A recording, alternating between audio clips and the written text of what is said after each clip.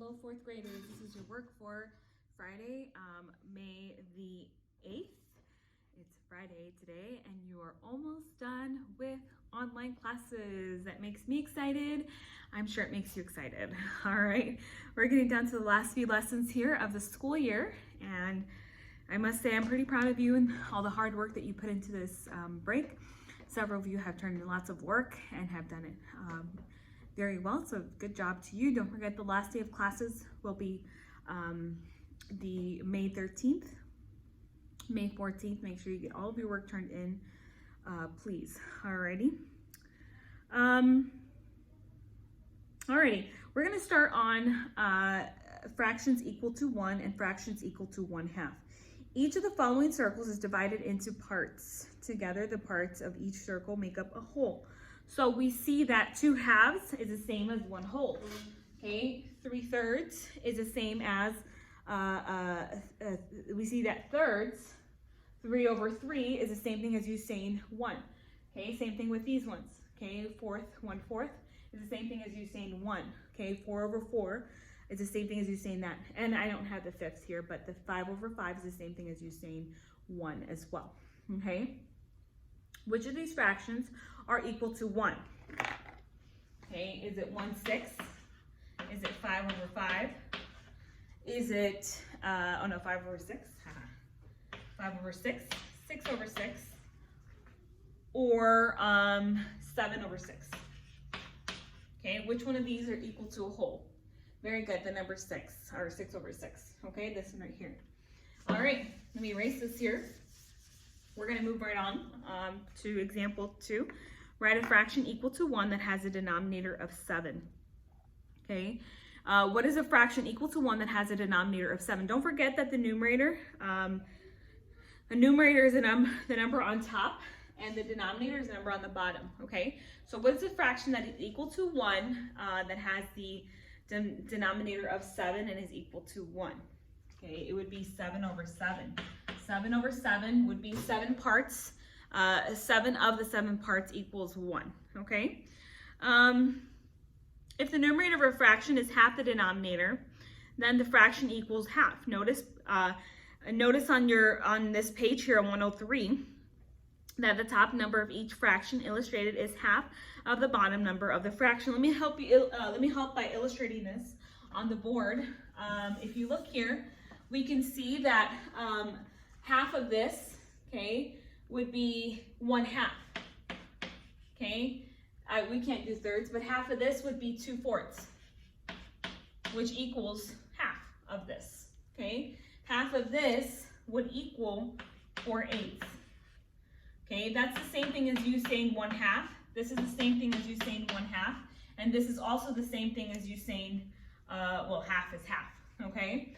So this is half of something, this is half of something, and if I had a circle divided into 6, 3 of the 6 parts that are divided would be shaded there, would be half of something. So use fraction manipulatives to verify that 5/10 equals 1/2. I don't think you have your tenths there, fourth graders.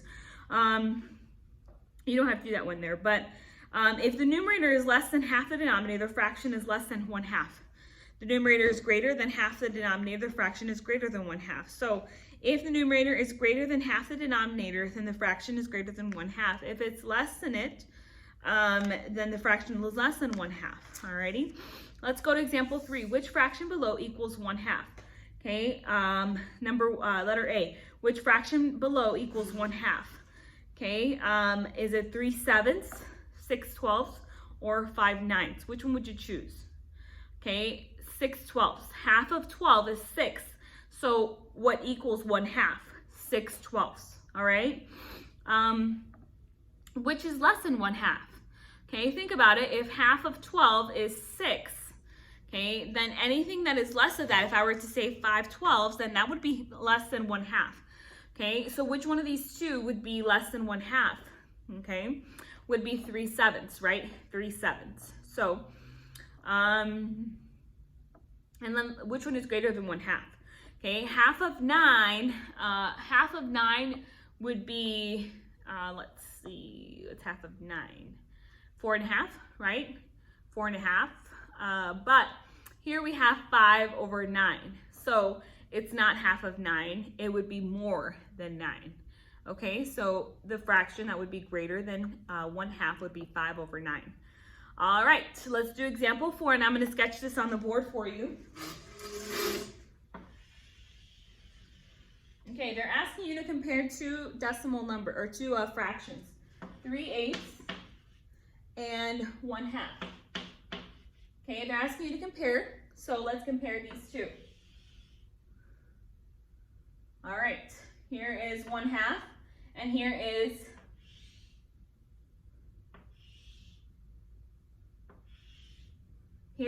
one.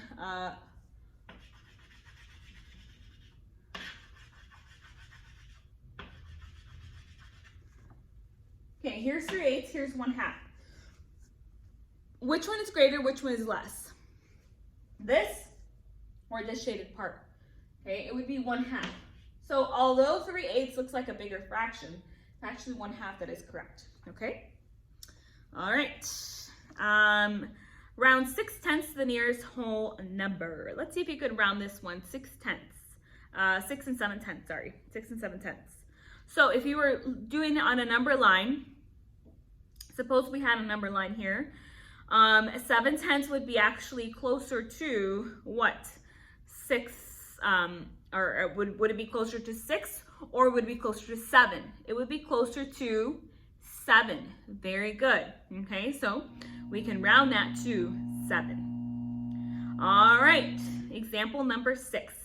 Estimate the perimeter of this rectangle. So here we have 7. Let me erase this here.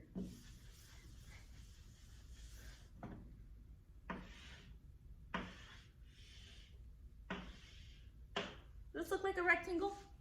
Yeah, right? Square rectangle. All right, 7 and 7/8 and 4 and 1/4 inch. Suppose it was a rectangle here. It looks more like a square here. I look really blurred up there. All right. First, we round each dimension to the nearest whole number of inches. So let's round this to the nearest whole number. What would I round 7 and 7/8 to? Okay, if you were thinking 8, you aren't correct. I could round this to 8 inches. Okay, because it's closer to 8 than it is to 7. Okay, 4 and 1/4. I could also round this to 4. If you're thinking 4, you are correct. So the perimeter, to find perimeter of a square, I add all the sides of this plus this and this plus this. 8 plus 8 is 16, and 4 plus 4 is 8. 8 plus 16 would give me, 8 plus 16 is 24 inches. So basically, would be 24 inches. Now, as a perimeter, that would be the perimeter. The area equals something else. Area is length times width. So the perimeter is 24 inches, but the area is length times width. What is this times this? 8 times 4 is 32, so it'd be 32 inches, square inches. Remember, for area, you always put square inches. Okay? And that is it. All right. Let's do lesson practice here. I think I still have time here. Write a fraction equal to 1 that has a denominator of 6. Okay? What is a fraction equal to 1 that has a denominator of 6? Okay, the answer would be 6 over 6. Okay, letter B. Which of these fractions equals 1? Which of these fractions equals 1? A, 1 over 10, 9 over 10, 10 over 10, or 11 over 10. C would be what equals to 1, 10 over 10. All right. What fraction name for 1 is shown by each picture? Okay, so what would the fraction be for letter C? Letter C. Okay, letter C would be 6 over 6. Letter D would be what? How many squares do you have there and how many are shaded? I have 9 squares in total, so my denominator would be 9, and the number shaded is 9. Okay, so 9 over 9. Write a fraction equal to 1/2 with the denominator of 12. The denominator of 12 would be 12 there. I'm going to do it right here. What's half of 12? 6. So 6/12 is the same thing as you saying 1/2. 6/12 right here. Okay. Compare 9/20 and 1/2. Which one's greater, which one's less? Okay, 1/2 is greater than 9/20. All right, and then estimate the perimeter. Oh no, round 5 3/8 to the nearest whole number. I would round that. That would be rounded to 5 and not 6. Okay, why is it not rounded to 6? It's closer to 5 than it is to 6. Letter H, estimate the perimeter and area of the rectangle that is 6 3/4 long and 4 3/8 inches wide. All right, so first of all, I have to estimate the area and the perimeter. So 6 3/4 would be closer to what?